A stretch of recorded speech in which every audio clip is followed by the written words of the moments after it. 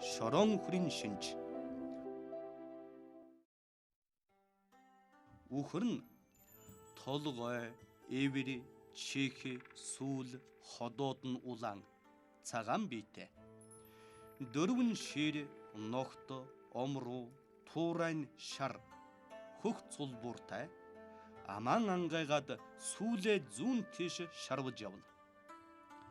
Үхэр хариулаач нь шар царайтай, гэзгээ орой дээрээ бухалдсан, ногоон дээл цагаан бүстэй, хоёр шаргутлаан бариад хөл нүцгэн, малгайга баруун гартаа барьсан, мянд сар томсон бургасан улаан шилбүр барьсан, хүч чадалтай хүүхэд үхрийнхэн баруун талд алхаж явна.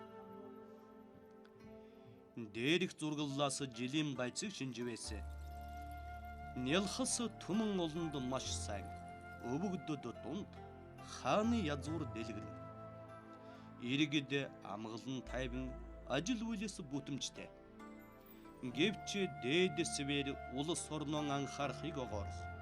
Үемэн самун хямрал тэмцэл их, хулгай дээрэм идвэгчих, хүмүүн нугууд хоосрох нягуур буй. Залуу хүмүүний үйлээс бүтэмжтэй, үр ач дэлгэрхэд машид сайн. Зун намрын үлрэлд хур бороо, мөндөр, цас орох магадлал их. Хур цагтаа буухч дунд зэрэг. Газрын шим өгөөж дунд.